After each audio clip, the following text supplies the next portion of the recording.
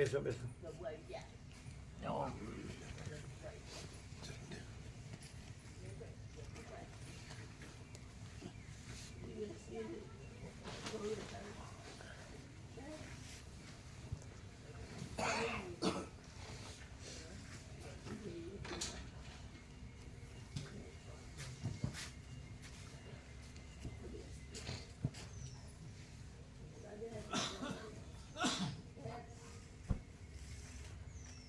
સવારના કાકા પ્રભુ કેટલો 1.25 કલાક થાય કે 1.5 કલાક?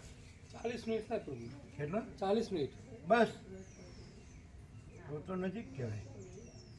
જતા કલાક ઉપર 1.25 કલાક થઈ જાય. ટ્રાફિક નડે ને. બરાબર.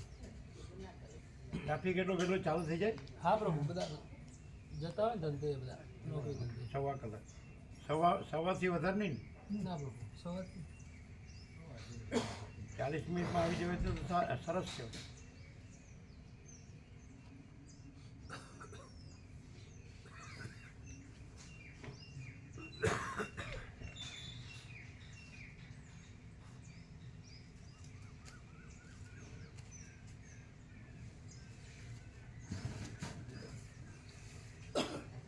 દરેક માણસ ભક્તિ ઓછી ચંચળતા ભ્રાંતિમાં હોય છે. તેની સાહજિકતા શેમાં હોય? એની દરેક માણસની અલગ અલગ રીતે અલગ અલગ બાબત અલગ અલગ વાતમાં હોય. તમારી સાહજિકતા શેમાં હોય? દરેકની અલગ અલગ હોય. કોઈને એમ હોય કે મારું સુંદર ઘર હોય એટલે એને બધું સુખ હોય એટલે એ મારી સાહજિકતા છે.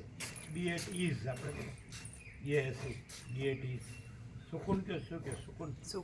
સુકૂન એટલે હાશ થાય. હાશ. તો એ આપણે સહજ કહીએ. તો તમારી સાહજિકતા શેમાં? હાશ શેમાં? પ્રભુની પ્રસન્નતામાં. એ તો અમારી છે, તમારી ક્યાં છે? તમે પ્રસન્ન હો તો અમે હાશ છીએ. એમ તો બધામાં રડશું તો તમે રડો જ નહીં, એ ખાતરી છે. તમે પ્રસન્ન નથી રહેતા એ અમારું રડવું છે. તો પછી હવે એવું નહીં થાય. એમ કીધા જ કરવાનું. હવે નહીં થાય. ના પણ એવું નહીં.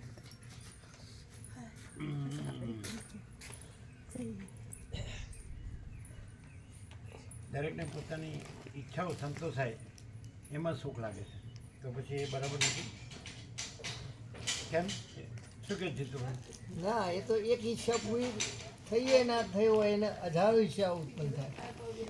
ઈચ્છા પૂરતીથી ઈચ્છા મળતી નહીં. તમારા પાડોશીને અનુકૂળ આવ્યું કે નહીં?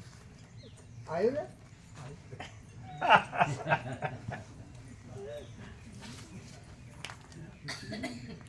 આમ તો પાડોશી નથી, અડધી પોણીની આખી ડોશી છે.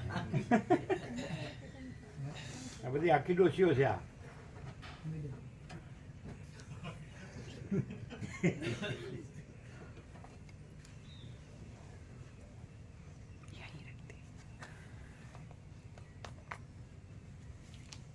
शायद बादल है तो उधर रहते हैं. ठीक रात को देखता.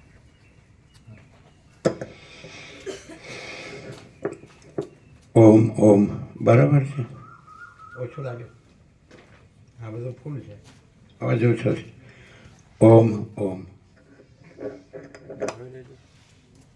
કાકા પ્રૂફ જોઈ લે. જોઈ લે આનંદ પ્રભુ.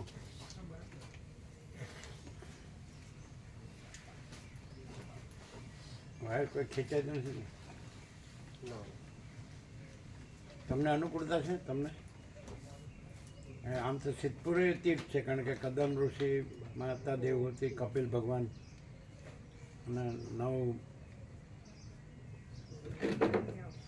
અને એમાં સરસ્વતી બધું છે. દેવશંકર બાપે થઈ ગયા એમાં ને અહીંયા છો એમાં શું ડિફરન્સ?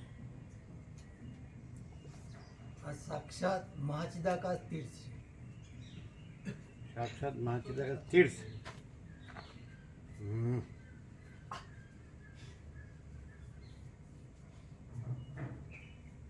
અમને એવું આવ્યું કે વશિષ્ઠ પ્રકાશ ભવન, પરમ આકાશ હે ને, પરમ પ્રકાશ પરમ શાંતિ મહાતીર્થ, અમને એવું એમ નથી બરાબર. વસિષ્ઠ પ્રકાશ ભવન, પરમ પ્રકાશ, પછી પરમ આકાશ, પરમ પ્રકાશ, પરમ શાંતિ મહાતીર્થ. મહાતીર્થ કે પરમ તીર્થ? મહાતીર્થ, બરાબર ને? તો આપણે બધા તીર્થોમાં જઈએ આવ્યા, મોટા મોટા મહાતીર્થોમાં જઈએ આવ્યા, તો આ પણ એક મહાતીર્થ છે, નથી? જ્યાં વસિષ્ઠ પ્રકાશ હોય ને ત્યાં મહાતીર્થ જ હોય, હે ને? ઓમ ઓમ જોઈ લીધું? બરાબર થઈ ગયું? બધા કોન્ટેક્ટ જોઈ લીધા? ઓમ ઓમ બરાબર છે.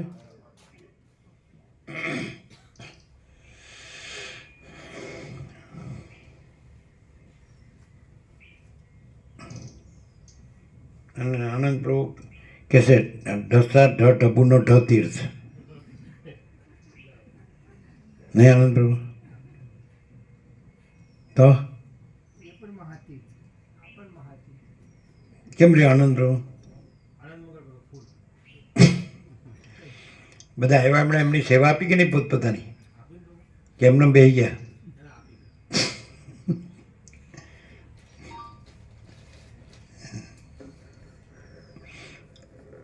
મામા પ્રભુ 2 ટાઈમ રેગ્યુલર થઈ ગયા.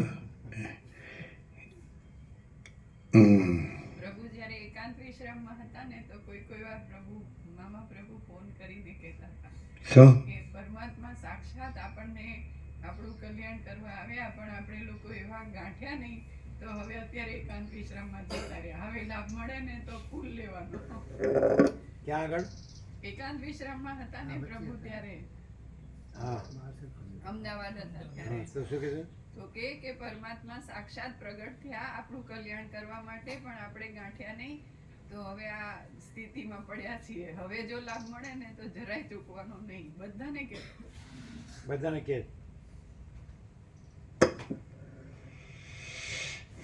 ના, પણ આ જે 7 દિવસના જે યાત્રા હતી, ભગવાનના સંપૂર્ણ દર્શન, અને અમે પોતે જ પરમ ચિદાકાશ પરમ જ્યોતિ અખંડ જ્યોતિ છીએ, એ સંપૂર્ણ પ્રકાશથી એ યાત્રા હતી. એટલે ભગવાનના સંપૂર્ણ દર્શનનો સંપૂર્ણ આનંદ મળ્યો બધાને. જે આવ્યા ને ન્યાલ થઈ ગયા.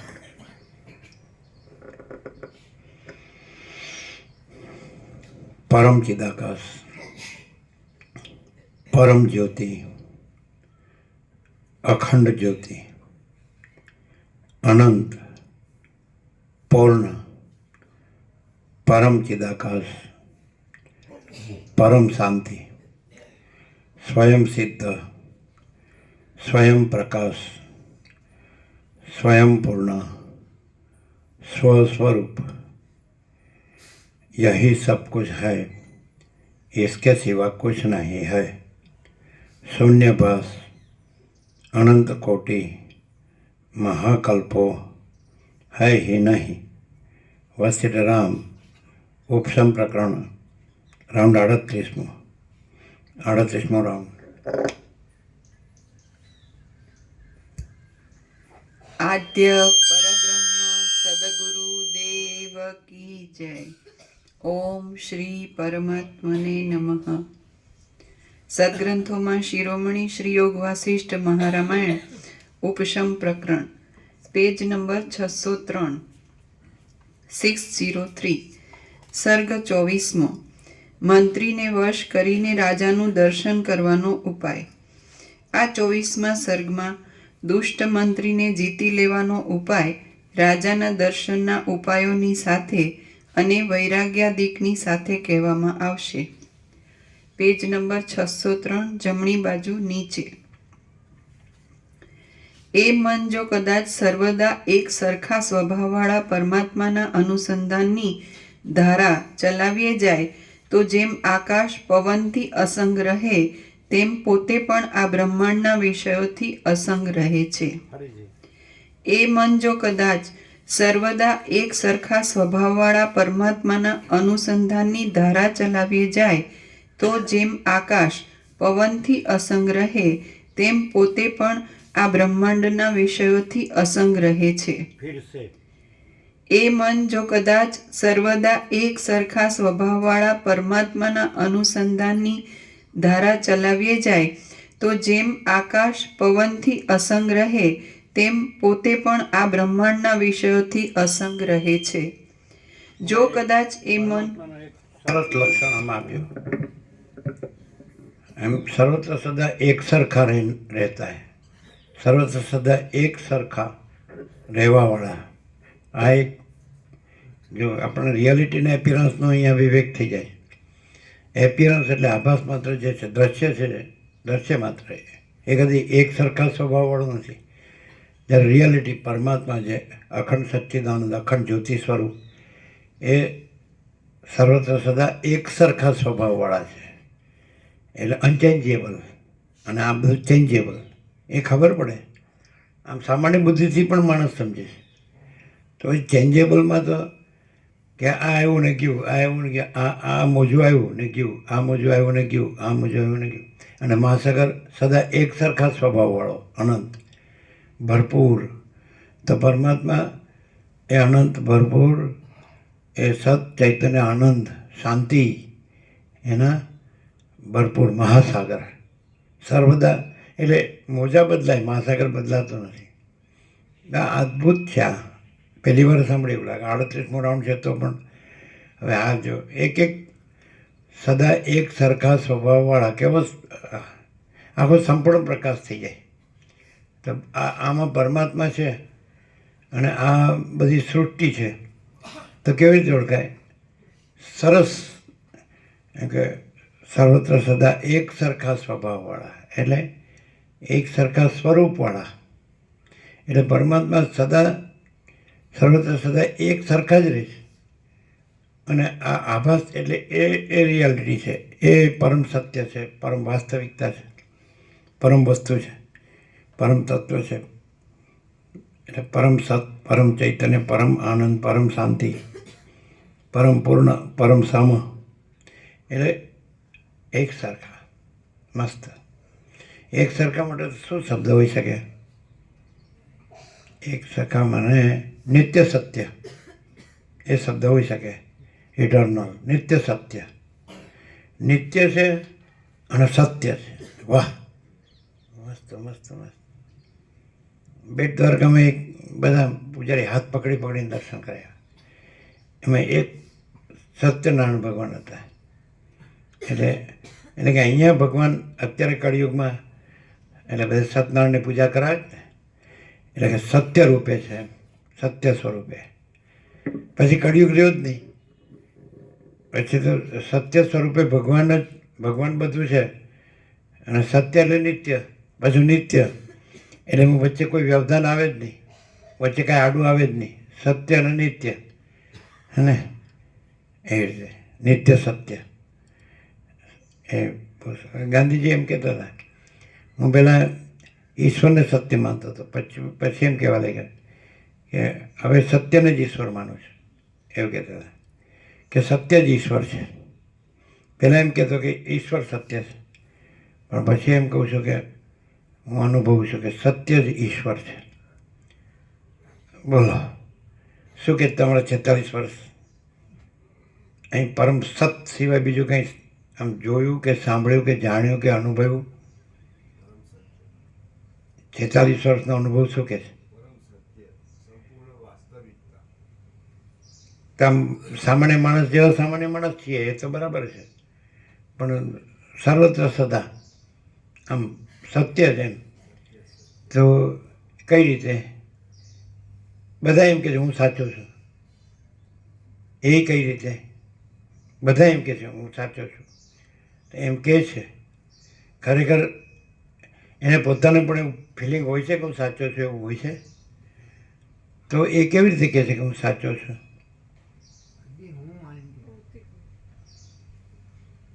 કઈ રીતે કહે છે? હું માની કે જો એ આત્માને આત્મા જાણી કે તો બરોબર છે, આત્મા સાચો છે પોતે. પણ દેહ હું અને પછી કે હું સાચો છું અને એની ધારણા હોય એનો વિચાર.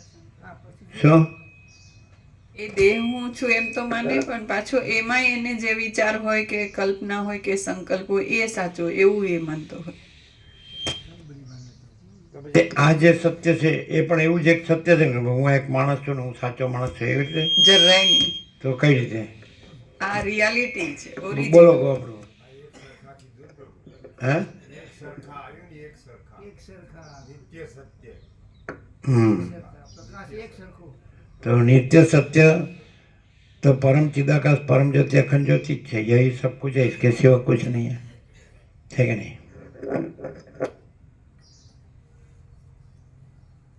બે સાથે જ એકદમ 0-0 છે કે परम चिदाकाश परम ज्योति अखंड ज्योति तो यही सब कुछ है, इसके सिवा कुछ नहीं है. પછી શૂન્યવાસ અનંત કોટી મહાકલ્પ હોય નહીં, એટલે એક સાથે જ 0-0 એકદમ મસ્ત. તો કદી કોઈ દિવસ આ 0-0માં કોમ્પ્રોમાઇઝ કર્યું? બાંધછોડ નહીં. તો એની જ ફલશ્રુતિ અનંત પ્રકાશ, અનંત આનંદ, અનંત શાંતિ. હે ને?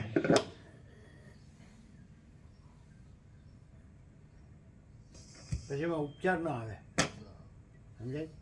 એમાં શાસ્ત્ર ગુરુનો ઉપચાર ન આવે. ઉપચારમાં ફસાઈ કે ભરાઈ પડે ને તો એમ જ ફર્યા કરીએ, એમાં ફરવા ફેરવવાનું આવે. આમાં સહજ જો હે સો હે છે જ એમ. એટલે કરવાનું, જાણવાનું, અનુભવવાનું, પામવાનું અને એ રૂપ પામીને એ રૂપ રહેવાનું ને એવું બધું નહીં. કેવું? એકદમ સહજ અને સરળ વસ્તુ. આમાં બીજું કશું કોઈ ઔપચારિકતા બિલકુલ આવતી જ નહીં. બીજું એટલે બીજું છે જ નહીં, બીજું આવતું જ નથી. આપણે એટલે યુક્તેશ્વર એવું કીધું, યોગી કથામાં યોગાનંદને નોંધ્યું કે પરમાત્મા એક જ શબ્દથી અંદર સાચી શાંતિ થાય છે ને? પરમહંસ યોગાનંદે યોગી કથામાં પરમાત્મા પણ એ બધા પરમાત્મા બોલે જ, એટલે ઉપર છેલ્લું બોલે જ ને એટલે શાંતિ થઈ જાય. નહીં તો ખરેખર એને પ્રકાશથી જો રહે ને પોતે કે પરમાત્મા છે, અનંત ચૈતન્ય પ્રકાશ છે, તો પછી એ આખો આકાશ જેવો આખો અનંત ચૈતન્ય પ્રકાશ છે, તો એ સહજ છે. એ આપણે 17-5 કીધું. વ્યાસ પૂર્ણિમામાં કીધું કે સર્વ પરમાત્મા, અને પછી નૂતન વર્ષાભિનંદનમાં કીધું કે ભગવાન બધું છે, બધું છે. પણ એવો એને શબ્દ નહીં, વિચાર નહીં, પણ પ્રકાશ. તો એ આ પ્રકાશ છે, અને એ પ્રકાશ એ અનંત ચૈતન્ય પ્રકાશ છે, અને બધું અનંત પોતે જ પોતામાં પ્રકાશી રહ્યો છે.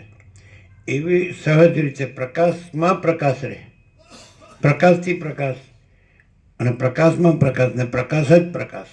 એટલે કંઈ એટલે વિચારવાળી શબ્દ જ નહીં, પણ સહજ પ્રકાશ એમ. એટલે તુલસી માણસમાં એ જ કીધું ને કે સહજ પ્રકાશ રૂપ ભગવાન તહ નહીં પુનિ વિજ્ઞાન બિહાના.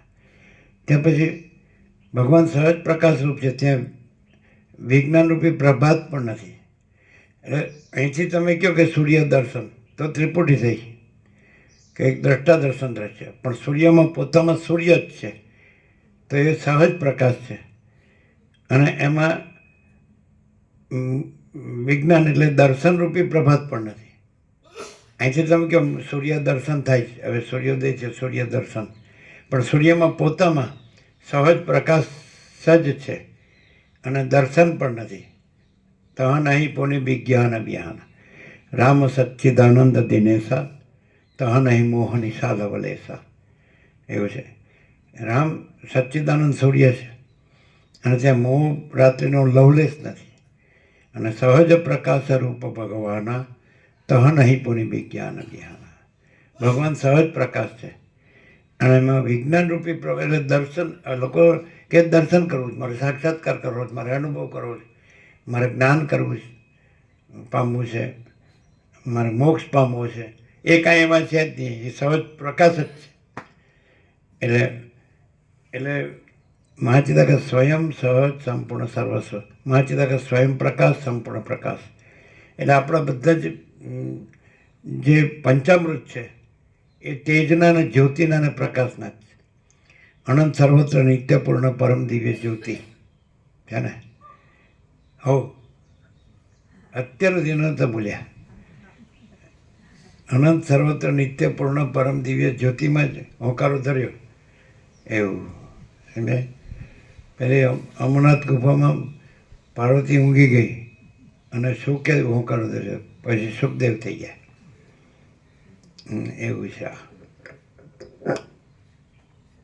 અત્યાર સુધી કેકારો કર્યો જ નથી એમ છે. એટલે આપણા પંચામૃતમાં બધું તેજ અને જ્યોતિ અને પ્રકાશ છે. સહજ પ્રકાશ એ ભગવાન છે.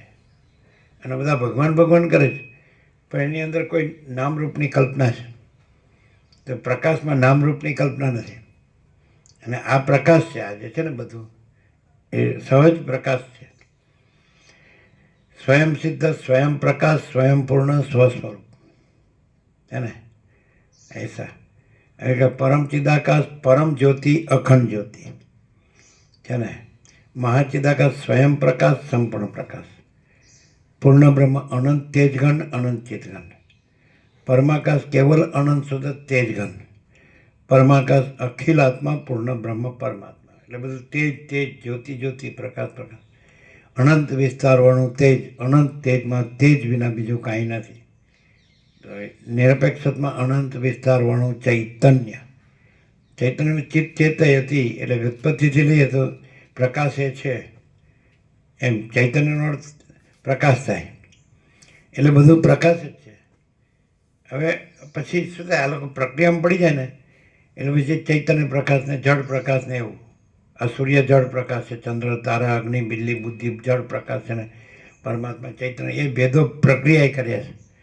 અને પ્રકાશમાં કોઈ, પરમાત્મામાં કોઈ ભેદ નથી. આ બધું છે તો જે ન બદલાય એવા સ્વભાવવાળો.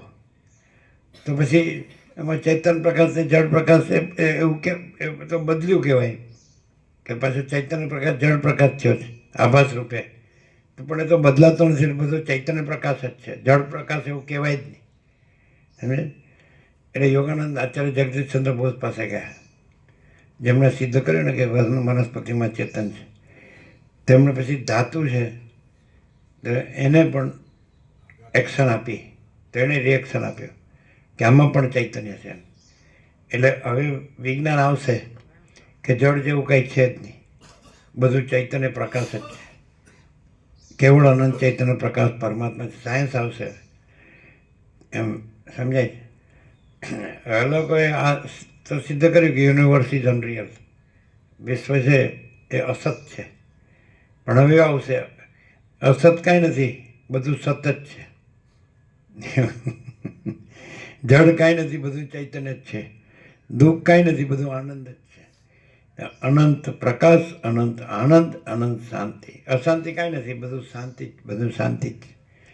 એટલે ઇન કોર્સ ઓફ ઇવોલ્યુશન હે ને, ઇન કોર્સ ઓફ જે નેચરલ ઇવોલ્યુશન છે, તો એ ઇવોલ્યુશનના ક્રમમાં હવે એવું આવશે કે કહેવા પણ જ નથી જો હૈસો એમાં એમ. આ છે ને આ પેલું છે ને એવું કાંઈ નહીં, જો હૈસો એ જ છે.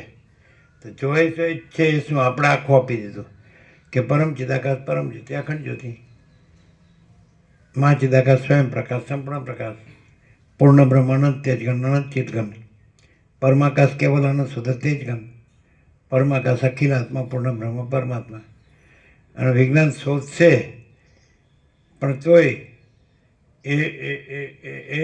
એનામાં જો કંઈ પણ આભાસ કલ્પના કે આભાસ ભ્રમ ન રહે તો બરાબર. અહીંયા કોઈ આભાસ કલ્પના કે આભાસ ભ્રમ છે જ નહીં.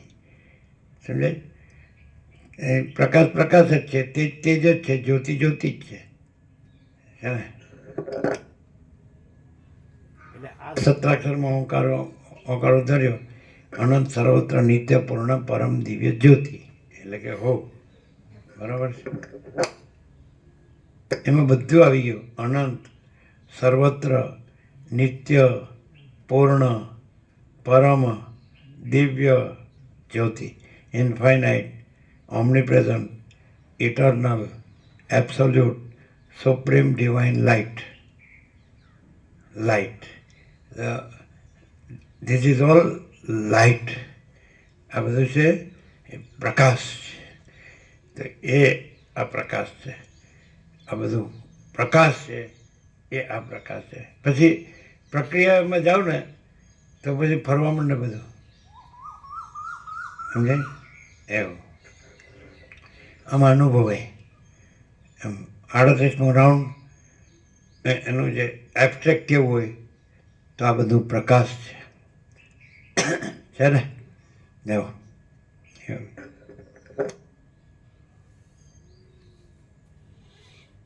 પણ કેવી રીતે કોઈ એમ કે તમે આટલા રાઉન્ડ રહ્યા અખંડ એટલે તમે નિષ્કર્ષ કાઢ્યો એમ અનુભવીને એવું. તો એમ કે ખરેખર અમે આ બધું પ્રકાશ છે એ જ રહ્યા છીએ, એવા જ રહ્યા છીએ. એ કેવી રીતે? અમે સામાન્ય માણસ તો દેખાઈએ છીએ, પણ આ બધું પ્રકાશ છે તો એ જ રહ્યા છીએ ને એવા જ રહ્યા છીએ. એ કેવી રીતે? માણસ દેખાતો હોય અને બધું માણસ જેવું જ સ્વાભાવિક સહજ હોય તો પછી કોઈ પણ માણસમાં પ્રભુ સામાન્ય કોઈ પણ માણસ હોય ને વ્યક્તિ તો એનામાં થોડી ઘણી ચંચળતા, કૃત્રિમતા, ઔપચારિકતા દેખાય. ત્યારે અહીંયા જો સહજ પ્રકાશ, નિત્ય સત્ય એક સરખો, એના સિવાય બીજું કશું દર્શન નથી. માણસને જુઓ તો એ અંદર એ સામાન્ય ગમે એવો કહેવાતો હોય પણ એનામાં એ હોય જ ચંચળતા, કૃત્રિમતા, ઔપચારિકતા એવું. પ્રકાશ, આનંદ અને શાંતિની એટલી બધી સંપૂર્ણતા છે, એટલી અનંતતા છે કે એમાં પોતા સિવાય બીજું કંઈ નથી. પછી દ્રશ્ય સાપેક્ષ એટલે દ્રશ્ય નથી, પણ એમ કહેવાય કે ક્યારેય એમાં ફેરફાર થતો નથી. એકદમ અચ્યુત છે, ઇમ્યુટેબલ અને અખંડ એમ જ છે, એ સહજ છે.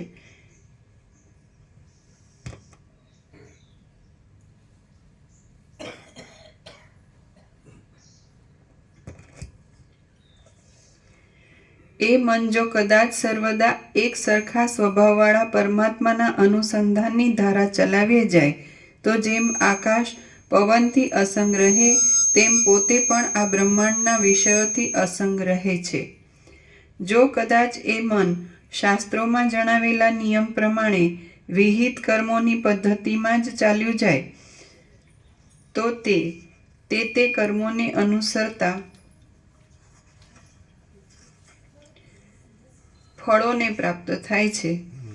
હે પુત્ર, એક જાતના સંકેતને માટે કલ્પાયેલો દૈવ એ રૂઢ શબ્દ પામર લોકોને પહાડ જેવો લાગે છે. આથી જ્યાં સુધી મન છે ત્યાં સુધી દૈવ પણ નથી અને કોઈ પ્રકારનો નિયમ પણ નથી જ. મન નષ્ટ થયા પછી જો કાંઈ દૈવ કે નિયમ થતા હોય તો ભલે થાય.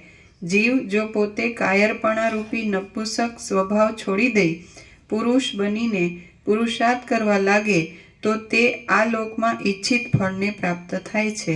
પુરુષાર્થ કરવા લાગીએ તો જે ધાર્યું હોય તે થવામાં કાંઈ પણ ફેરફાર પડતો નથી.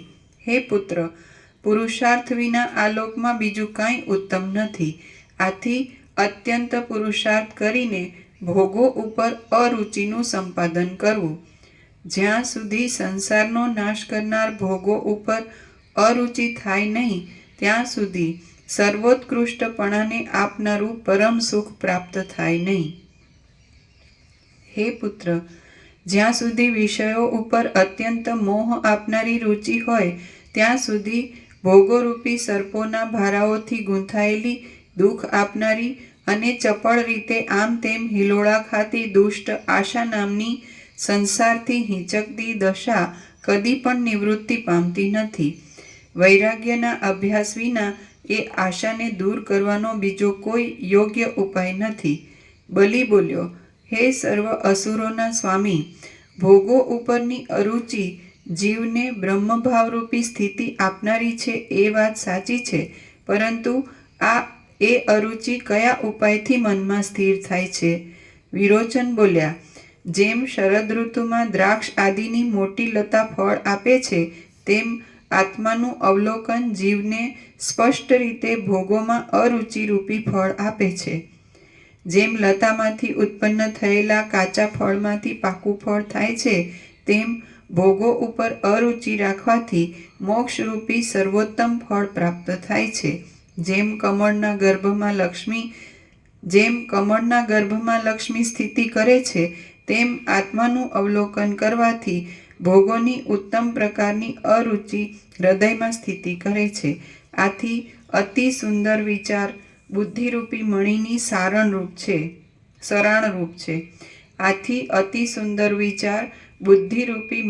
સરાણરૂપ છે. તેથી આત્માનું અવલોકન અને ભોગો ઉપર અરુચિ એ બંનેને એકી વખતે સંપાદન કરવા. જ્યાં સુધી ચિત્ત જ્ઞાનના માર્ગમાં જરા પણ પ્રવીણ થયું ન હોય ત્યાં સુધી તેને સુમાર્ગે ચડાવવાના આરંભમાં દિવસના 2 ભાગોને અવિરુદ્ધ આવશ્યક ભોગો ભોગવવામાં કાઢવા, એક ભાગને શાસ્ત્રનું શ્રવણ કરવામાં કાઢવો અને એક ભાગને ગુરુની સેવા કરવામાં કાઢવો. જ્યારે ચિત્ત જ્ઞાનના માર્ગમાં કંઈક સાધિત થાય ત્યારે દિવસના 1 ભાગને આવશ્યક ભોગો ભોગવવામાં કાઢવો, 2 ભાગને ગુરુની સેવા કરવામાં કાઢવા અને 1 ભાગને શાસ્ત્રાર્થના ચિંતવનમાં કાઢવો. જ્યારે ચિત્ત જ્ઞાનના માર્ગમાં બરાબર પ્રવીણ થાય ત્યારે દિવસના 2 ભાગને શાસ્ત્રના તથા વૈરાગ્યના ચિંતવનમાં કાઢવા અને 2 ભાગને ધ્યાન કરવામાં તથા ગુરુની સેવા કરવામાં કાઢવા. જેનું ચિત્ત શુદ્ધ થયું હોય તે જ જીવ જ્ઞાનની કથાના ક્રમમાં યોગ્ય થાય છે. કેમ કે જે વસ્ત્ર સ્વચ્છ હોય છે તેને જ ઉત્તમ પ્રકારનો રંગ લાગે છે. ચિત્તરૂપી બાળકને ધીરે ધીરે યુક્તિમાંથી તથા શાસ્ત્રાદિના પવિત્ર વચનોથી રમાડવું અને શાસ્ત્રાર્થના અભ્યાસરૂપી મધુર પાનક શરબતથી ઉછેરવું. જ્યારે અહમતા મમતારૂપી દુષ્ટ પકડ શિથિલ થાય અને ચિત્તને બ્રહ્માકારપણું પ્રાપ્ત થાય ત્યારે શીતળ થયેલું તે ચિત્ત ચળકતી કાંતિવાળા સ્ફટિકમણીની જેમ શોભે છે. ભેદના ગ્રહણરૂપી કુટિલતા વિનાની સરળ બુદ્ધિથી તરત વિષયોના, ઇન્દ્રિયોની વૃત્તિના, જીવનના અને દેહના અધિષ્ઠાનરૂપ બ્રહ્મરૂપપણાનું અવલોકન કરવું. વિષયો આદિ સઘળું બ્રહ્મરૂપ જ છે એમ અવલોકન કરવું. કૌંસ પૂરો. હે પુત્ર, બુદ્ધિથી વિચાર કરીને સર્વદા આત્માનું અવલોકન અને તૃષ્ણાનો સંપૂર્ણ ત્યાગ એ બંનેને એક સાથે સંપાદન કરવા જોઈએ. જેમ પ્રભા અને દીવાનો આકાર એ બંને સાથે જ રહે છે, તેમ આત્માનું અવલોકન અને તૃષ્ણાથી રહિતપણું એ બંને એક સાથે જ રહે છે. આત્માના અવલોકનની સાથે તૃષ્ણા રહિતપણું રહે છે અને તૃષ્ણા રહિતપણાની સાથે આત્માનું અવલોકન રહે છે. જ્યારે ભોગોનો સમૂહ સ્વાદ વિનાનો થઈ જાય છે અને સર્વવ્યાપક આત્મા જોવામાં આવે ત્યારે પરબ્રહ્મમાં અનંત અને અવિચળ વિશ્રાંતિ પ્રાપ્ત થાય છે. જે જીવો વિષયોમાં જ પરમ આનંદ માની લે છે તેમને આત્મામાં સંપૂર્ણ શ્રવણ વિના કદી પણ નિરતિશય આનંદ પ્રાપ્ત થતો નથી. યજ્ઞોથી, દાનોથી, તપોથી અને તીર્થોના સેવનોથી વિષયોનું સુખ જ પ્રાપ્ત થાય છે, પણ ભોગોમાં અરુચિ પ્રાપ્ત થતી નથી. જીવને ભોગોમાં અરુચિ તો આત્માના અવલોકનથી જ થાય છે, પણ તપોથી, દાનોથી કે તીર્થોથી થતી નથી. પુરુષની બુદ્ધિ પોતાના પ્રયત્ન વિના બીજી કોઈ પણ યુક્તિથી આત્માના અવલોકનરૂપી મહાકલ્યાણમાં પ્રવર્તતી નથી. હે પુત્ર, આત્માનું અવલોકન તૃષ્ણાના ત્યાગની સાથે પ્રાપ્ત થાય છે. તે વિના બ્રહ્મપદમાં વિશ્રાંતિરૂપી પરમ સુખ મળતું નથી. જ્યારે પરમ કારણરૂપ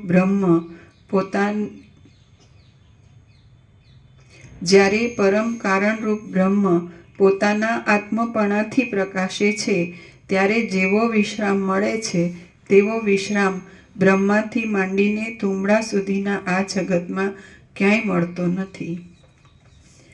પ્રથમ સમજુ પુરુષે પ્રયત્નનો આશ્રય કરીને અને દૈવતને અત્યંત દૂર કરીને ભોગોને ધિક્કારવા જોઈએ. એ ભોગો તો કલ્યાણના દ્વારની આડે દ્રઢ પ્રતિબંધરૂપ છે. જેમ વર્ષા ઋતુ પરિપાકની દશાને પ્રાપ્ત થાય છે ત્યારે નિર્મળ અને સુશોભિત શરદનો સમય પ્રકટ થાય છે, તેમ ભોગોનો ધિક્કાર પરિપાકની દશાને પ્રાપ્ત થાય છે ત્યારે વિચાર પ્રકટ થાય છે. જેમ સમુદ્રથી મેઘ વૃદ્ધિ પામે છે અને મેઘથી સમુદ્ર વૃદ્ધિ પામે છે, તેમ વિચારથી ભોગોનો ધિક્કાર વૃદ્ધિ પામે છે ને ભોગોના ધિક્કારથી વિચાર વૃદ્ધિ પામે છે. જેમ સ્નેહવાળા સંબંધીઓ પરસ્પરની સહાયતાથી મોટા કાર્યને સિદ્ધ કરે છે, તેમ ભોગોનો ધિક્કાર, વિચાર અને આત્માનું અખંડ અવલોકન તેઓ પરસ્પરની સહાયથી મોક્ષને સિદ્ધ કરે છે. પહેલાં દૈવનો અનાદર કરીને અને પુરુષ પ્રયત્ન વડે દાંતોથી દાંતોને પીસીને ભોગો ઉપર અરુચિ ઉત્પન્ન કરવી જોઈએ. પ્રથમ તો બાંધવોની જેમાં સંમતિ હોય એવા અને દેશાચારથી વિરુદ્ધ ન પડે એવા ઉદ્યમથી અનુક્રમે ધનનું સંપાદન કરવું અને તે ધનથી સારા ગુણોવાળા સુજન મહાત્માઓનું આરાધન કરીને તેમને વશ કરવા. આમ મહાત્માઓના સમાગમથી ભોગોમાં અરુચિ થાય છે. ભોગોમાં અરુચિ થવાથી વિચાર પ્રાપ્ત થાય છે. વિચાર પ્રાપ્ત થવાથી મહાવાક્યના અર્થનું જ્ઞાન થાય છે. મહાવાક્યના અર્થનું જ્ઞાન થવાથી સર્વ શ્રુતિઓનું તાત્પર્ય અદ્વિતીય બ્રહ્મમાં જ છે એવો નિશ્ચય થાય છે. સર્વ શ્રુતિઓનું તાત્પર્ય અદ્વિતીય બ્રહ્મમાં જ છે એવો નિશ્ચય થાય છે અને તે નિશ્ચય થયા પછી મનન આદિના અનુક્રમે પરમપદની પ્રાપ્તિ થાય છે. જ્યારે તું વિષયોમાંથી વિરામ પામીશ ત્યારે જ તું વિચાર વડે પરમપદને પ્રાપ્ત થઈશ. કૌંસમાં છેલ્લી વારે પણ વિષયોના ઉપરામની આવશ્યકતા છે, માટે વિચારને પાછળ રાખવા કરતાં હમણાં જ વિષયોનો ત્યાગ કરીને તારે વિચાર કરવો યોગ્ય છે. કૌંસ પૂરો. તું જો વિચારના બળથી અત્યંત પવિત્ર આત્મામાં સારી પેઠે વિશ્રાંતિ પામીશ તો તું ફરીવાર દુઃખો ભોગવવાને માટે કલ્પનારૂપી કાદવમાં પડીશ નહીં. હું ધારું છું કે તને વિષયો ઉપર રુચિ રહી જ નથી અને તે નહીં રહેવાથી તું શુદ્ધ પરબ્રહ્મ રૂપ જ થયો છે. હું ધારું છું કે તને વિષયો ઉપર રુચિ રહી જ નથી અને તે નહીં રહેવાથી તું શુદ્ધ પરબ્રહ્મ રૂપ જ થયો છે. હે શુદ્ધ પરમાત્મા, હું તને પ્રણામ કરું છું. કૌંસમાં જો કે દેહ દ્રષ્ટિથી મારે તને પ્રણામ કરવા યોગ્ય નથી, તો પણ આત્મદ્રષ્ટિથી આ પ્રણામ કરું છું. કૌંસ પૂરો. હે પુત્ર, તું પ્રથમ દેશાચારને અનુસરીને ધનનું સંપાદન કર કે જેમાં નિંદા થવાનો થોડો સંભવ છે. પછી તું તે ધનથી બ્રહ્મવેત્તા પુરુષોનું માનપૂર્વક અન્ન વસ્ત્રાદિથી આરાધન કરીને તેમને વશ કર. પછી તેમના સમાગમથી વિષય આદિનો તિરસ્કાર કરીને અને વૈરાગ્ય આદિ સાધનોને મેળવીને તું સારી પેઠે આત્માનો વિચાર કર.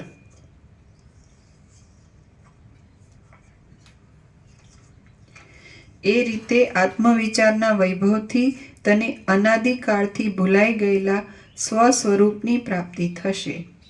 શ્રી યોગ વાસિષ્ઠ મહારામાયણમાં ઉપશમ પ્રકરણનો ચિત્ત વિચિકિત્સયોગોપદેશ નામનો સર્ગ 24મો સમાપ્ત. સર્ગ 25મો. બલિરાજાના મનમાં વિવેકનો ઉદય અને ગુરુના સમાગમની ઈચ્છા. આ 25મા સર્ગમાં બલિરાજાના મનમાં વિવેકનો ઉદય થયાની તથા શુક્રાચાર્યનો સમાગમ કરવાની ઈચ્છા થયાની કથા કહેવામાં આવશે. બલિ બોલ્યા. સ્વગત કહે છે, ઉત્તમ વિચારવાળા મારા પિતાએ પૂર્વે મારી પાસે જે કહ્યું હતું તે હમણાં મારા સ્મરણમાં આવ્યું અને તેથી હું જાગ્રત થયો. એ બહુ સારું થયું. આજ મને ભોગો ઉપર સ્પષ્ટ અરુચિ ઉત્પન્ન થઈ, એ પણ સારું થયું. હવે હું અમૃત જેવા શીતળ શાંતિરૂપી સ્વચ્છ સુખમાં પ્રવેશ કરું છું. વારંવાર આશાને પૂર્ણ કર્યા કરતો, વારંવાર ધનને મેળવ્યા કરતો અને વારંવાર પ્રાર્થના આદિથી સ્ત્રીને અનુકૂળ કર્યા કરતો હું આ વૈભવ આદિ સંસારની સ્થિતિમાં બહુ પરિતાપ પામ્યો છું. અહો, આ શીતળતાથી ભરેલી શાંતિરૂપી ભૂમિ બહુ રમણીય છે. શાંતિ પ્રાપ્ત થાય ત્યારે સઘળી સુખ દુઃખની દ્રષ્ટિઓ શાંત થઈ જાય છે. હું શાંતિમાં સ્થિરતા પામ્યો છું, તેથી મારા સઘળા સંતાપો ટળી ગયા છે. જાણે હું ચંદ્રબિંબમાં નખાયેલો હોઉં તેમ હમણાં સર્વોત્તમ સુખને વશ થયો છું. સુખરૂપે જ રહ્યો છું અને અંદર પ્રફુલ્લિત થઈ જાઉં છું. હાય હાય, ભોગોની ઉત્કંઠાથી નાચ્યા કરતા મનના વેગથી શરીર અત્યંત બળી જતું હતું તથા મને નિરંતર ક્ષોભ થતો હતો. એ વૈભવ પ્રાપ્તિ તો દુઃખરૂપ જ હતી. હું પૂર્વે મારા અંગથી સ્ત્રીના અંગને અને મારા માંસથી સ્ત્રીના માંસને દબાવીને કૌંસમાં આલિંગન કરીને પ્રસન્ન થતો હતો, એ તો કેવળ મોહનો જ વિલાસ હતો. બીજા લોકો જેમના દ્રષ્ટાંતો આપે એવા મોટા મોટા વૈભવો જોયા. જે રાજ્યાભિષેક ભોગવવા યોગ્ય કહેવાય છે તે નિર્વિઘ્ન રીતે ભોગવ્યું અને પ્રતાપથી સઘળા પ્રાણીઓને નમાવ્યા, તો પણ અવિનાશી સુખ કયું મળ્યું? પાતાળમાં, પૃથ્વીમાં અને સ્વર્ગમાં જ્યાં જોયું ત્યાં ચારે બાજુ એની એ વસ્તુઓ વારંવાર જોવામાં આવી, પણ બીજા કાંઈ નવા ચમત્કારવાળું જોવામાં આવ્યું નથી. હવે સઘળા વિષયોને ત્યજી દઈને તથા તેમની વાસનાઓને પણ બુદ્ધિથી દૂર કરી નાખીને હું પૂર્ણચંદ્રના કિરણોથી ભરપૂર થયેલા ક્ષીરસાગરની જેમ પૂર્ણ અને સ્વસ્થ થઈને રહ્યો છું. પાતાળમાં, પૃથ્વીમાં અને સ્વર્ગમાં જે કોઈ સ્ત્રીઓ અને જે કોઈ રત્ન આદિ પદાર્થો અજ્ઞાનીની દ્રષ્ટિથી સારરૂપ ગણવામાં આવે છે, તેમને પણ આ તુચ્છ કાળ તરત ગળી જાય છે. હું આટલા સમય સુધી જગતના વિષયોની તુચ્છ ઈચ્છાથી દેવતાઓની સાથે વેર કર્યા કરતો હતો, માટે અત્યંત બાળક જ હતો. આ જગત મોટી પીડારૂપ છે અને તે કેવળ મનની કલ્પના માત્રથી રચાયેલું છે. તેનો ત્યાગ નહીં કરવાથી શો લાભ થવાનો છે? મહાત્મા પુરુષને સંસાર ઉપર રુચિ જ કેમ ઘટે? મેં અજ્ઞાનરૂપી મદથી મત્ત થઈને પોતે જ પોતાને જ ખરાબ કર્યો અને લાંબામાં લાંબા કાળ સુધી અનર્થને અર્થરૂપ સમજીને સેવ્યો, એ બહુ ભૂંડું કર્યું. મેં મૂર્ખ બનીને જાગતી ચપળ તૃષ્ણા વડે આ ત્રૈલોક્યમાં માત્ર પશ્ચાતાપની જ વૃદ્ધિ થાય એવું શું નથી કર્યું? હવે આ ગઈ વાતની તુચ્છ ચિંતા કરવાને કાંઈ પ્રયોજન નથી. વર્તમાન કાળના મોહને મટાડીને મનુષ્ય જન્મનું સફળપણું થાય એવો ઉપાય ગોઠવવો એ જ યોગ્ય છે.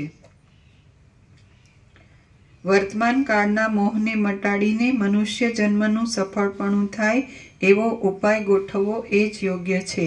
જેમ ક્ષીર સમુદ્રમાં ચારે બાજુથી અમૃતનો જ પ્રાદુર્ભાવ થયો હતો, તેમ અખંડ બ્રહ્મથી એકતા પામીને રહેવાય તો ચારે બાજુ સુખનો જ પ્રાદુર્ભાવ થાય. અજ્ઞાનની શાંતિને માટે અમારા કુળગુરુ શુક્રાચાર્યને આ સંસાર કોણ છે, જીવ એ શું છે અને જીવ પરબ્રહ્મ રૂપે કેમ થાય, એવા પ્રકારથી આત્માના અવલોકન વિશે હું પૂછું છું. સેવકજન ઉપર તરત પ્રસન્ન થનારા અને યોગૈશ્વર્યવાળા શુક્રાચાર્યનું ચિંતવન કરું એટલે તે તરત પધારશે. શુક્રાચાર્ય પધારીને પોતાની વાણીથી અનંત શક્તિવાળા આત્માનો ઉપદેશ કરશે એટલે હું પોતે તે અખંડ આત્મ સ્વરૂપમાં જ રહીશ. મહાત્માઓની ઉપદેશ સંબંધી વાણી અક્ષય ફળ આપે છે અને તે કદી પણ નિષ્ફળ જતી નથી. મહાત્માઓની ઉપદેશ સંબંધી વાણી અક્ષય ફળ આપે છે અને તે કદી પણ નિષ્ફળ જતી નથી. શ્રી યોગ વાસિષ્ઠ મહારામાયણમાં ઉપશમ પ્રકરણનો બલિ ચિંતા સિદ્ધાંત યોગોપદેશ નામનો સર્ગ 25મો સમાપ્ત. સર્ગ 26મો. આ 26મા સર્ગમાં સ્મરણ માત્રથી આવેલા શુક્રાચાર્ય બલિરાજાને સંક્ષેપથી તત્વના સારનો ઉપદેશ આપીને પાછા આકાશમાં ગયા એ કથા કહેવામાં આવશે. વસિષ્ઠ બોલ્યા, હે રામ, બળવાન બલિરાજાએ એ પ્રમાણે વિચાર કર્યો અને તેણે નેત્રો મીંચીને કમળપત્ર સમાન નેત્રોવાળા તથા પરબ્રહ્મ જ જેમનું વિશ્રાંતિનું સ્થાન છે એવા શુક્રાચાર્યનું ધ્યાન કર્યું. શુક્રાચાર્ય બ્રહ્મ સ્વરૂપ હોવાથી સર્વવ્યાપક છે.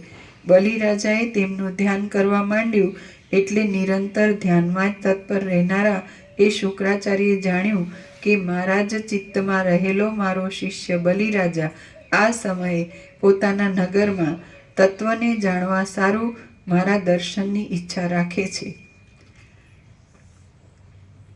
પછી સર્વવ્યાપક અને અખંડ ચૈતન્યરૂપ શુક્રાચાર્યે પોતાના યોગના સામર્થ્યથી પોતાના શરીરને બલિરાજાના રત્નમય ગોખમાં આણ્યું. કૌંસમાં શુક્રાચાર્ય બલિરાજાની પાસે આવ્યા. કૌંસ પૂરો. ત્યાં શુક્રાચાર્યના શરીરની પ્રભાના કિરણોનો પોતાના શરીરને સ્પર્શ થયો એટલે જેમ પ્રાતઃકાળે સૂર્યના કિરણોનો સ્પર્શ થતાં કમળ પ્રફુલ્લિત થાય તેમ બલિરાજા પણ પ્રફુલ્લિત થયો. હવે બલિરાજાએ રત્નમય અર્ઘ્ય આપીને કલ્પવૃક્ષના પુષ્પોના સમૂહોથી વધાવીને અને ચરણમાં પ્રણામ કરીને શુક્રાચાર્યનો સત્કાર કર્યો. પછી રત્નોના અર્ઘ્યથી પરિપૂર્ણ અંગવાળા થયેલા કલ્પવૃક્ષના પુષ્પોનો મુકટ ધરેલા અને અમૂલ્ય આસન પર બિરાજેલા એ ગુરુ શુક્રાચાર્યને બલિરાજાએ નીચે પ્રમાણે પૂછ્યું. બલિ બોલ્યો, હે ભગવાન, જેમ પ્રાતઃકાળમાં ઉદય પામેલી સૂર્યની કાંતિ લોકોને સંધ્યાવંદન આદિ કાર્યો કરવા માટે પ્રેરે છે તેમ આપની કૃપાથી ઉદય પામેલી બુદ્ધિ મને આપની પાસે બોલવાને પ્રેરે છે. મહાન મોહ આપનારા ભોગો ઉપર મને અરુચિ ઉત્પન્ન થઈ છે એટલા માટે હું એ મહાન મોહનું હરણ કરનારા તત્વને જાણવા ઈચ્છું છું. આ વિષય સુખની પરાકાષ્ઠા ક્યાં સુધી છે? વિષય સુખ કયા પદાર્થમય છે? હું કોણ છું? આપ કોણ છો? અને સઘળા લોકો કોણ છે? આ મને આપ શીઘ્ર કહો. શુક્રાચાર્ય બોલ્યા, હે સર્વ દાનવોના ચક્રવર્તી, મને આકાશ માર્ગમાં જવાની ઉતાવળ છે અને આ વિષયમાં વધારે કહેવાનું કાંઈ પ્રયોજન પણ નથી. માટે સંક્ષેપથી સઘળા પ્રશ્નોનો સાર હું કહું છું તે તમે સાંભળો. આ સઘળું જગત ચૈતન્યનું જ દ્રશ્ય છે અને તેની સિદ્ધિ પણ ચૈતન્યને જ અધીન છે.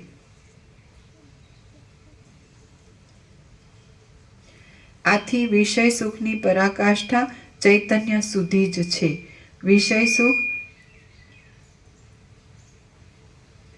વિષય સુખ ચૈતન્યમાં કલ્પિત હોવાને લીધે ચૈતન્યમય જ છે.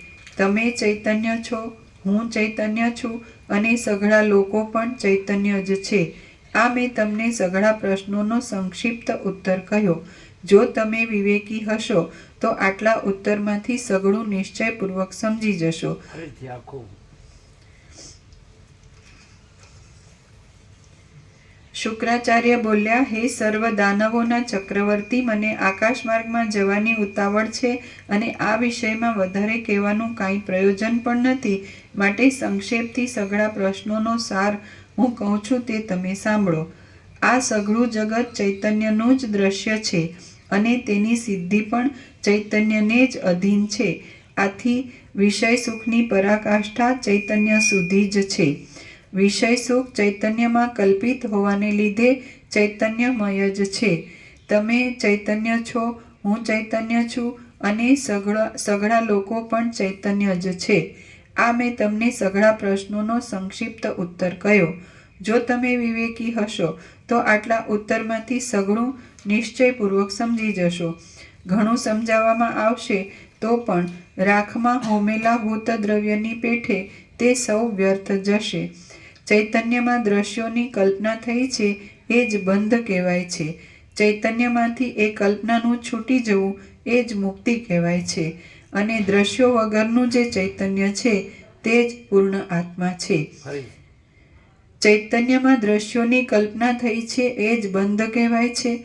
ચૈતન્યમાંથી એ કલ્પનાનું છૂટી જવું એ જ મુક્તિ કહેવાય છે. અને દ્રશ્યો વગરનું જે ચૈતન્ય છે તે જ પૂર્ણ આત્મા છે. એટલો જ સઘળા સિદ્ધાંતોનો સાર છે. આ નિશ્ચયને સ્વીકારીને જો તમે અવલોકન કરશો તો તમે પોતે પોતાની મેળે પોતાથી જ અનંત પદરૂપ પરમાત્માને પ્રાપ્ત થશો. હું હવે દેવલોકમાં જાઉં છું. ત્યાં સપ્તર્ષિઓ ભેગા થયા છે અને મારે પણ દેવતાઓના કોઈ કાર્યને માટે ત્યાં અવશ્ય જવું પડે એમ છે. હે રાજન, જ્યાં સુધી આ દેહ હોય ત્યાં સુધી મુક્ત બુદ્ધિવાળા પુરુષોને પણ આવી પડેલી ક્રિયાઓનો ત્યાગ કરવો ગમે નહીં, એ સ્વાભાવિક છે. કૌંસમાં માટે મને ત્યાં જવાનું બંધ રાખવું ગમતું નથી. કૌંસ પૂરો. વસિષ્ઠ બોલ્યા, હે રામ, શુક્રાચાર્ય એટલું બોલીને તરત જ વાદળાઓની સ્પષ્ટ કેડીએ ગયા અને ગ્રહોના સમૂહોથી ભરપૂર તથા ભ્રમરના જેવા શ્યામ દેખાવાળા આકાશની મધ્યમાં ચપળ તરંગની જેમ અદૃશ્ય થઈ ગયા. શ્રી યોગ વાસિષ્ઠ મહારામાયણમાં ઉપશમ પ્રકરણનો બલ્યુપદેશ યોગ નામનો સર્ગ 26મો સમાપ્ત. સર્ગ 27મો. બલિરાજાને પૂર્ણાનંદ ચૈતન્ય સ્વરૂપે વિશ્રાંતિ મળી. આ 27મા સર્ગમાં બલિરાજાને શુક્રાચાર્ય કહેલા માર્ગથી સઘળો વિચાર કરતા પૂર્ણાનંદ ચૈતન્ય રૂપે વિશ્રાંતિ મળી એ કથા કહેવામાં આવશે. વસિષ્ઠ બોલ્યા, આમ હે રામ, દેવો અને દૈત્યોની સભાઓમાં અત્યંત વખણાયેલા એ શુક્રાચાર્યના ગયા પછી બુદ્ધિમાન પુરુષોમાં ઉત્તમ એવા બલિરાજાએ મનથી આ પ્રમાણે વિચાર કર્યો. સદ્ગુરુ શુક્રાચાર્યે સાચું જ કહ્યું છે. આ જે સઘળું બ્રહ્માંડ છે તે ચૈતન્ય જ છે. હું ચૈતન્ય છું. આ સઘળા લોકો ચૈતન્ય છે. દિશાઓ ચૈતન્ય છે અને આ સઘળી ક્રિયાઓ પણ ચૈતન્ય છે. બહારના તથા અંદરના સઘળા પદાર્થો સહિત સઘળું બ્રહ્માંડ વાસ્તવિક રીતે ચૈતન્ય જ છે. બ્રહ્માંડમાં ચૈતન્યથી જુદું કોઈ સ્થળમાં કાંઈ પણ નથી. જે ચૈતન્ય છે તે સૂર્યને આ સૂર્ય છે એમ જાણે નહીં તો પછી સૂર્યને અને અંધકારને પરસ્પર શો ભેદ રહે? ચૈતન્ય જો પૃથ્વીને આ પૃથ્વી છે એમ જાણે નહીં તો પછી પૃથ્વી અને જળ આદિ પરસ્પર શો ભેદ રહે? તો પછી પૃથ્વી અને જળ આદિને પરસ્પર શો ભેદ રહે કે તેથી પૃથ્વીમાં પૃથ્વીપણું અવિચળ રહે? ચૈતન્ય જો દિશાઓને આ દિશાઓ છે એ જાણે નહીં તો દિશાઓમાં દિશાપણું શું રહે? ચૈતન્ય જો પર્વતોને આ પર્વતો છે એમ જાણે નહીં તો પર્વતોમાં પર્વતોપણું શું રહે? ચૈતન્ય જો જગતને આ જગત છે એમ જાણે નહીં તો જગતમાં જગતપણું શું રહે? ચૈતન્ય જો આકાશને આ આકાશ છે એમ જાણે નહીં તો આકાશમાં આકાશપણું શું રહે? ચૈતન્ય જો સ્થૂળ શરીરને આ સ્થૂળ શરીર છે એમ જાણે નહીં તો પ્રાણીઓના સ્થૂળ શરીરોમાં સ્થૂળ શરીરપણું શું રહે? ચૈતન્ય વિના કાંઈ પણ સિદ્ધ થતું નથી. એટલા માટે જે કાંઈ છે તે ચૈતન્ય જ છે. ઇન્દ્રિયો પણ ચૈતન્ય છે, શરીર પણ ચૈતન્ય છે, મન પણ ચૈતન્ય છે, મનની તૃષ્ણાઓ પણ ચૈતન્ય છે, અંદર પણ ચૈતન્ય છે, બહાર પણ ચૈતન્ય છે, અસત પદાર્થ પણ ચૈતન્ય છે અને જે રજ્જુ સર્પાદી અનિર્વચનીય પદાર્થો થાય છે તેઓ પણ ચૈતન્ય જ છે. હું ભોગોની ઈચ્છાપૂર્વક તે વિષયોનો આ સઘળો ભોગ કરું છું તે પણ ચૈતન્યથી જ કરું છું. શરીરથી કાંઈ કરતો નથી. આ મારું શરીર તો લાકડા જેવું અને ઢેફા જેવું છે. તેથી શું થઈ શકે એમ છે? સઘળા જગતના એક આત્મ સ્વરૂપ જે ચૈતન્ય છે તે જ હું છું. મારું સ્વરૂપ ચૈતન્ય જ છે. આકાશમાં જે ચૈતન્ય છે તે હું છું. સૂર્યમાં જે ચૈતન્ય છે તે હું છું. પૃથ્વીમાં જે ચૈતન્ય છે તે હું છું. જળમાં જે ચૈતન્ય છે તે હું છું. વાયુમાં જે ચૈતન્ય છે તે હું છું. દેવતાઓમાં તથા દૈત્યોમાં જે ચૈતન્ય છે તે હું છું અને સ્થાવરોમાં તથા જંગમોમાં જે ચૈતન્ય છે તે પણ હું જ છું. ચૈતન્યમાં બીજાપણાની કલ્પના સંભવતી જ નથી. એ કલ્પના અસંભવિત છે. તેથી જગતમાં શત્રુ પણ કોણ સંભવે અને મિત્ર પણ કોણ સંભવે? આ બલિ નામનું જે શરીર છે તેનું સુશોભિત માથું કપાઈ જાય તો પણ હું જે સર્વવ્યાપક ચૈતન્ય છું તેનું શું કપાઈ જાય? ચૈતન્ય જો આ દ્વેષ છે એમ જાણે નહીં તો દ્વેષ પણ શો પદાર્થ છે? દ્વેષની સ્થિતિ પણ ચૈતન્ય વિના થતી નથી. આમ છે એટલા માટે સઘળા દ્વેષ આદિ ભાવો તથા જે કોઈ અભાવો છે તેઓ પણ ચૈતન્ય રૂપ જ છે. અત્યંત વિચાર કરી જોતા પણ આ મોટા બ્રહ્માંડમાંથી ચૈતન્ય વિના બીજું કાંઈ પણ હાથ લાગે એમ નથી. જે કાંઈ છે તે સઘળું ચૈતન્ય જ છે. એટલા માટે દ્વેષ પણ નથી, રાગ પણ નથી, મન પણ નથી અને મનની વૃત્તિઓ પણ નથી. અતિ શુદ્ધ ચૈતન્ય માત્રમાં ભેદોની કલ્પના ઘટે જ કેમ? ચૈતન્ય રૂપ હું સર્વમાં વ્યાપક છું અને સર્વરૂપ છું. ચૈતન્યથી પ્રતિકૂળ કાંઈ પણ સિદ્ધ થતું નથી. માટે હું અખંડ આનંદ સ્વરૂપ છું. હું ભેદોની કલ્પનાથી રહિત છું અને મારામાં કોઈ બીજો ભાગ જ નથી. નામ વિનાના ચૈતન્યનું ચૈતન્ય એ જ નામ કહેવાય છે. તે નામ નથી, પરંતુ સઘળા પ્રકારની નામ રૂપોની કલ્પનાના અધિષ્ઠાન રૂપ જે ચૈતન્ય છે તે જ ચૈતન્ય એ કલ્પિત શબ્દ રૂપે સ્ફુરે છે. હું દ્રશ્યોથી તથા દર્શનોથી રહિત એવા કેવળ નિર્મળ સ્વરૂપવાળો છું. સર્વદા પ્રકાશમાન છું, જીવપણાથી રહિત છું, દ્રષ્ટા છું અને પરમેશ્વર છું. હું કેવળ પ્રકાશ સ્વરૂપ છું અને સર્વદા દ્વૈતથી રહિત છું. તેની અંદર કેશના અગ્રમાં અથવા જળમાં પડેલા ચંદ્રના પ્રતિબિંબ જેવો કલ્પનારૂપ અતિ મર્યાદિત જે જીવભાવ ઉદય પામ્યો છે તે પણ ભ્રાંતિ જ છે, વાસ્તવિક નથી. હું મારા સ્વરૂપના સાક્ષાત્કારથી જીવભાવનો પરાભવ કરું છું. મારો સ્વરૂપભૂત આત્મા દેહાદિ આકારોથી રંગાયો જ નથી અને નિત્ય મુક્ત છે. તે સર્વમાં વ્યાપક છે અને કલ્પના માત્રથી જીવભાવવાળો કહેવાય છે. તેને હું પ્રણામ કરું છું.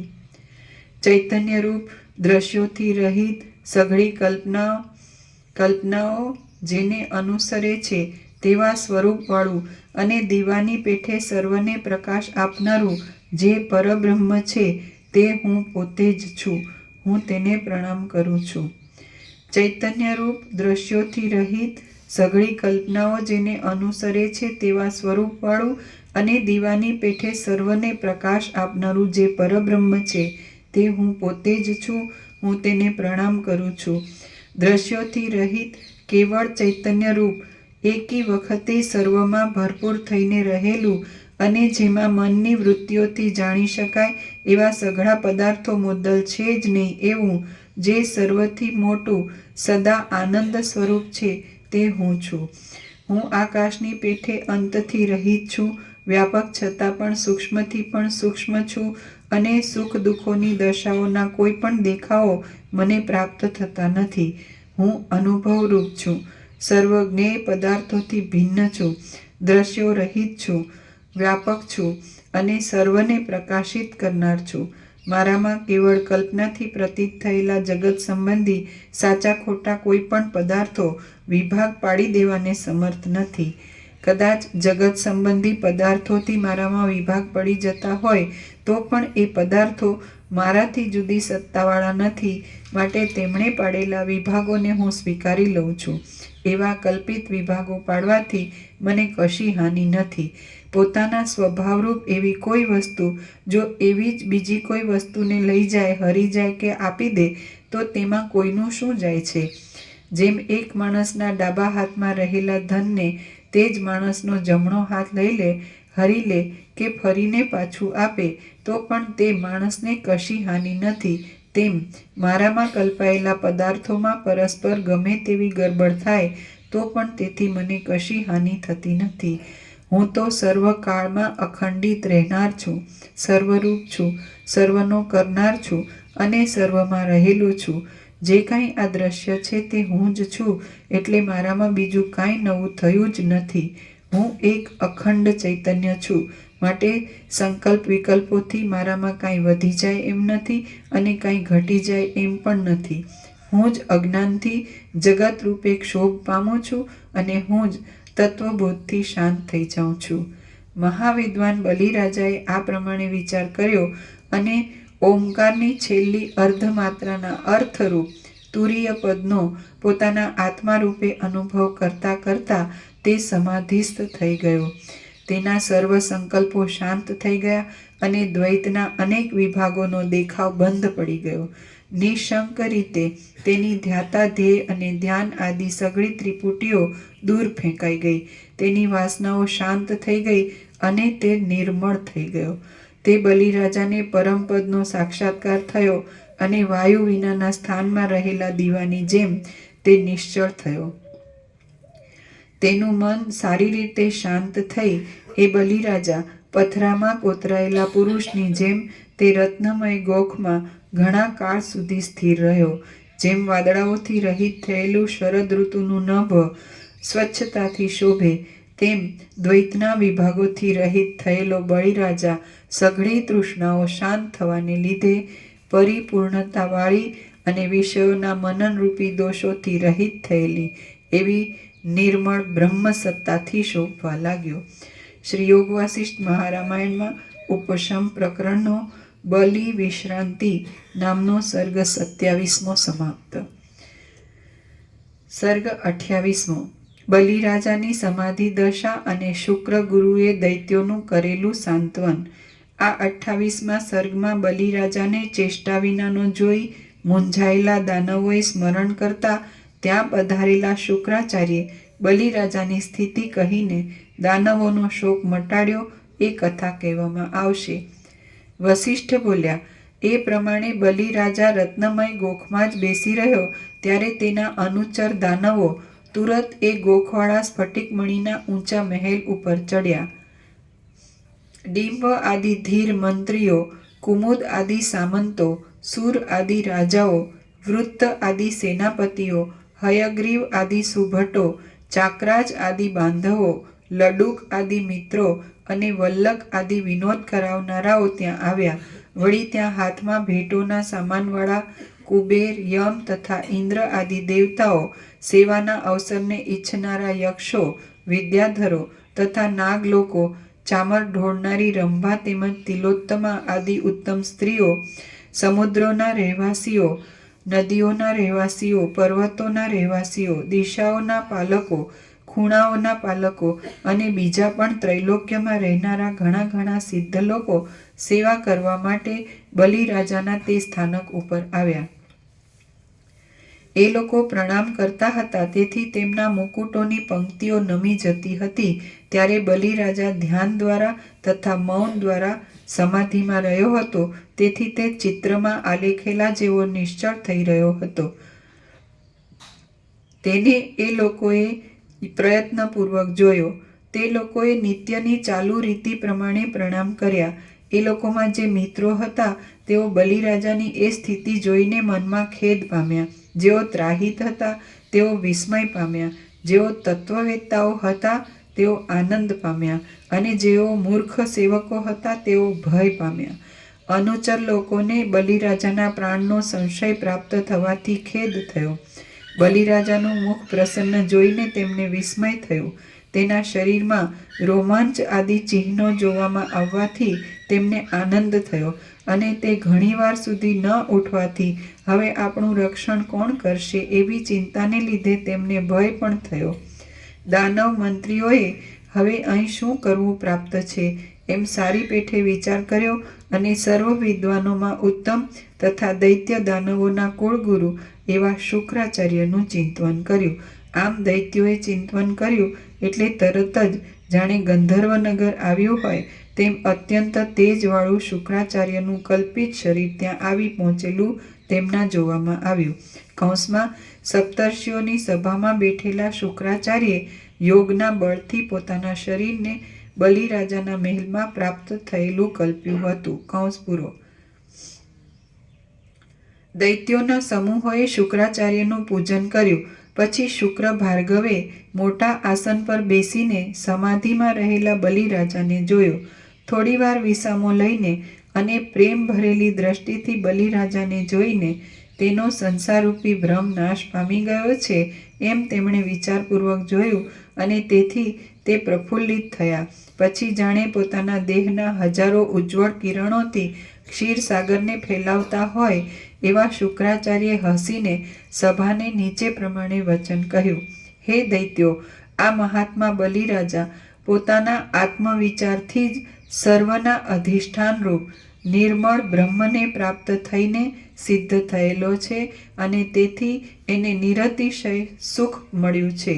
આથી હે ઉત્તમ દૈત્યો, આ બલિરાજા ભલે હમણાં આ પ્રમાણે જ રહીને પોતાના સ્વરૂપમાં ચિરકાલ પર્યંત પરમાનંદરૂપ પરમપદમાં વિશ્રાંતિ લે. આ બલિરાજા સંસારના પરિશ્રમથી થાકીને હમણાં વિશ્રાંતિ પામ્યો છે. એના ચિત્તમાંથી સંસારની ભ્રાંતિ ટળી ગઈ છે અને સંસારની ખટપટરૂપી એની ઝાકળ શાંત થઈ ગઈ છે. તો હમણાં તમારે એને બોલાવવો નહીં. જેમ રાત્રિની ખટપટ શાંત થતાં દિવસ સૂર્યના કિરણોના સમૂહને પ્રાપ્ત થાય છે, તેમ અજ્ઞાનરૂપી સંકટ શાંત થતાં આ બલિરાજા પોતાના પ્રકાશને જ પ્રાપ્ત થયેલો છે. જેમ મૂર્છિત અવસ્થામાં રહેલો અંકુર કાળે કરીને તે અવસ્થાને છોડીને બીજમાંથી પોતાની મેળે જ જાગ્રત થાય છે, તેમ આ બલિરાજા કાળે કરીને પોતાની મેળે જ જાગ્રત થશે. હે સર્વ દાનવોના નાયકો, તમે પોતાના સ્વામીના કાર્યોને નિશ્ચિંત થઈને કર્યા કરો. આ બલિરાજા 1000 વર્ષે સમાધિમાંથી જાગ્રત થશે. હે રામ, દૈત્યોએ શુક્રાચાર્યના એ પ્રમાણે વચન સાંભળ્યા એટલે જેમ વૃક્ષો સુકાયેલી મંજરીને ત્યજી દે છે, તેમ તેમણે હર્ષથી થયેલી, દ્વેષથી થયેલી અને ખેદથી થયેલી ચિંતાને ત્યજી દીધી. પછી સઘળા દૈત્યો આગળથી બંધાયેલી રાજ્યરીતિ પ્રમાણે બલિરાજાની સભાનું કામ આટોપી લઈને પોતપોતાના કાર્યો કરવા લાગી ગયા. પછી મનુષ્યો પૃથ્વીમાં ગયા, સર્પોના રાજાઓ રસાતળમાં ગયા, ગ્રહો તથા આકાશવાસી લોકો આકાશમાં ગયા, દેવતાઓ સ્વર્ગમાં ગયા, પર્વતો તથા દિક્પાલો પોતપોતાની દિશાઓમાં ગયા, વનમાં રહેનારા લોકો ગુફાઓમાં ગયા અને આકાશમાં ફરનારા આકાશ તરફ ગયા. શ્રી યોગ વાસિષ્ઠ મહારામાયણમાં ઉપશમ પ્રકરણનો બલિ સમાધાન વર્ણન નામનો સર્ગ 28મો સમાપ્ત. એટલે આ બધો પ્રકાશ છે, સહજ પ્રકાશ છે ને. એટલે આની અંદર તો થોડું એમ કે ધ્યાન ને સમાધિને એવું આપે છે, પણ આમાં એવું નથી. પ્રકાશમાં એવું નથી. પ્રકાશ પોતે જ છે, સહજ છે ને એ રીતે. અને એ સહજ પ્રકાશ, સહજ આનંદ, સહજ શાંતિ, એટલે સહજ.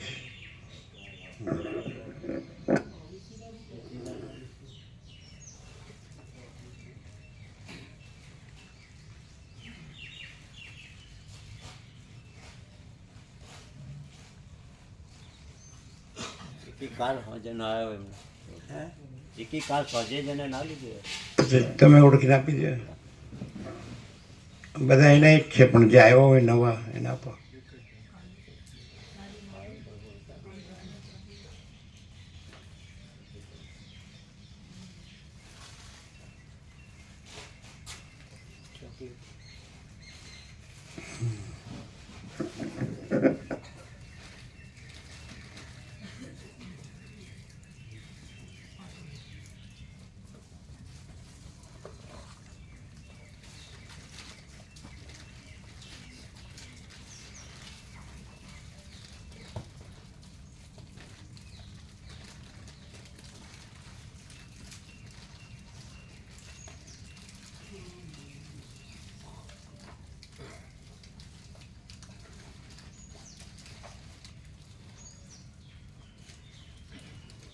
અરે પેલો આપી દે સુશીલ બાબુ, પેલા 30 તારીખનો આપી દે, રમણ જયંતિ.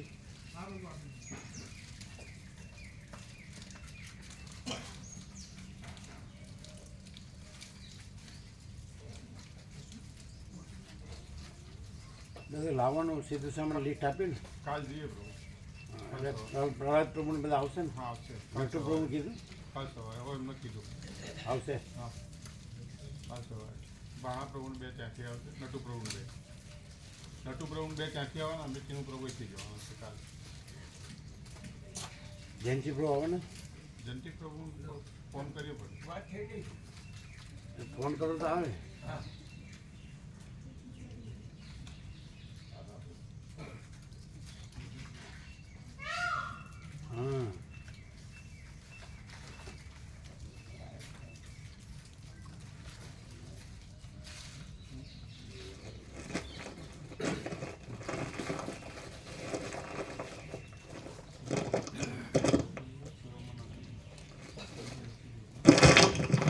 આને શું કહેવાય? ધુમ્મસ કહેવાય? બે ત્રણ દિવસથી છે ને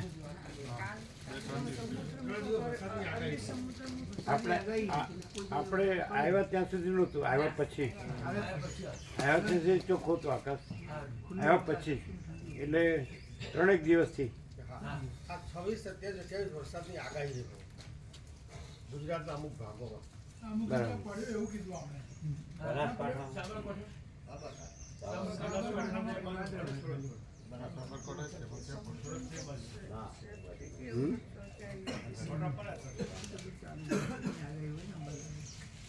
છવ્વીસ, 27, 28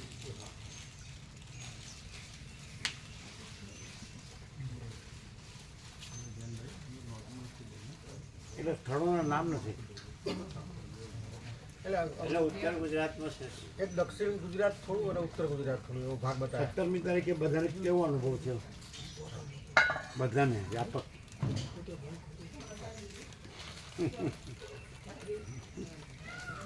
લાડુ બનાવજો ને મેથીના. હે? મેથીના લાડુ અનુકૂળ આવે બનાવજો ના પેલું જે નેચરલ ને નોર્મલ છે आज का टिकट है आज का जाने का. अच्छा अच्छा कितने बजे? वो 7:40 के शाम के शाम. अच्छा ચાલો કને પ્રસાદ આપજો. आज उपवास है बरो. उपवास है जो तो नहीं ले लो. शाम को कुछ नहीं लेंगे? नहीं शाम तो फिर फ्रूट वूट ले लेंगे? हाँ वहाँ दे लेंगे. अच्छा दोनों को उपवास है? हाँ तो उपवास है એટલે કાંઈ આપવાની જરૂર નથી. हाँ अरे दूध चाय तो जो लेना हो ले सकते हैं. हाँ ले लो. એમને જે દૂધ ચાય જે જોતું એટલે હા. फ्रूट ले लेते. उपवास है बे ने. किसमें बस में चले जाएंगे ना? वो गाड़ी कर दी थी प्रभु जी ने.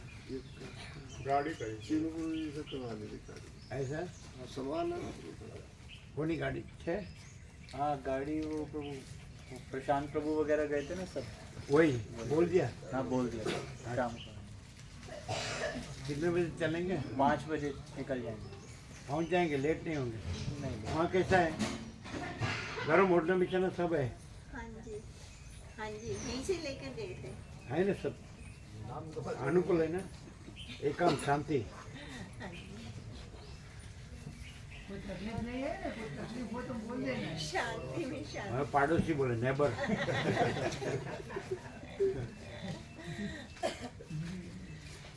तकलीफ तो यहाँ भी नहीं थी कोई. यहाँ भी शांति थी और तकलीफ कोई नहीं थी. हाँ जो आपको सर्वंतर्मी की प्रेरणा हो, योग्य लगे वैसे रहने का. अनंत प्रकाश, अनंत आनंद, अनंत शांति, सहज, कुछ भी किए बगैर सहज. शांति शांति. कैवल्य, परम निर्मलता, परम शीतलता.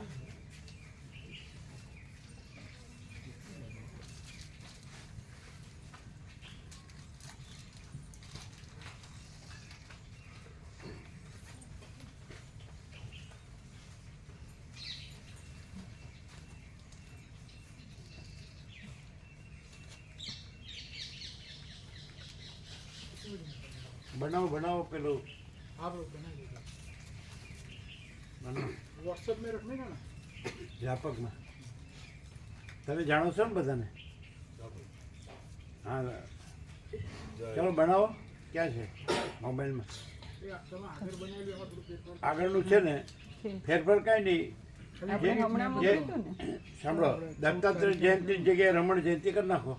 હા આપણે આગળ હતું ને. તારીખ બદલી નાખો. તારીખ બદલી નાખો. તારીખ અને વાર.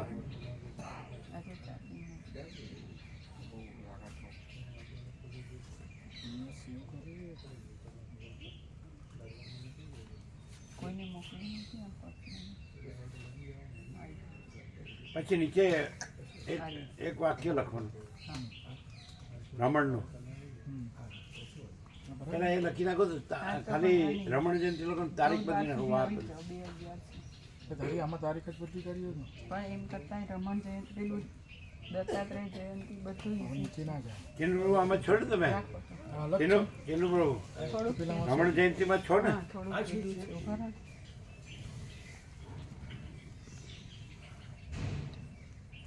જયંતિ પર ફોન કરીએ. બધું એ તો રસોઈયા પ્રભુ લખી આપે છે ને લિસ્ટ હા, લિસ્ટ આપી દીધી કેટલા 700 જણનું હા 700 700 750 લઈ શકે અને એ લોકોએ કીધું એમના સમાજના જ 400 છે અરવિંદ પ્રભુએ કીધું એટલે 300 બીજા